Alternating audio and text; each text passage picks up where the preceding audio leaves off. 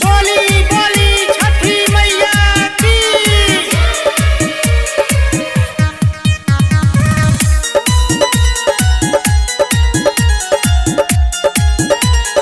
Music by Kundan Raj.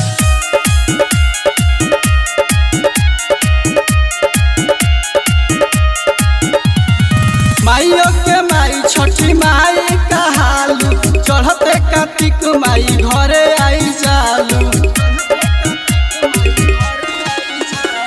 माइयो के माई छठी माई कहालू, चढ़ते कार्तिक माई घरे आई जालू। रही महिमा बनवले अपारे माई, कबो मीटे नहीं खींचल लकीर माई। त दूधवा लेके घाट पर आइल बाही रे माई। त दूधवा लेके घाट पर आइल बाही रे माई।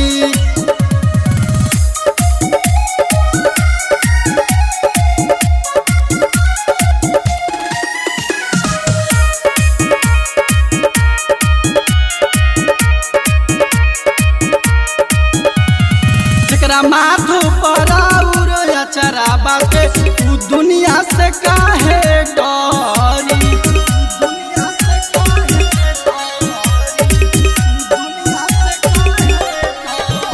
अरे आवतानी लेके माथ पर दौड़ाए माई। त खाली हाथे लौटे ना जे आवे दुआरी माई। जानी जाला जे नाही जाने माई,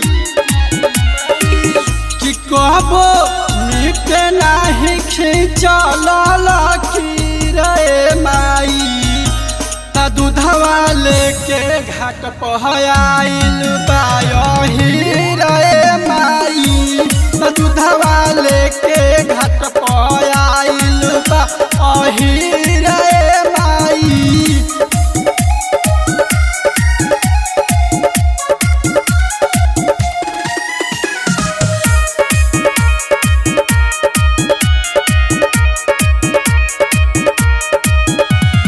सबका के दिल बानी हमरो के दे, अचरा में अपना शरण।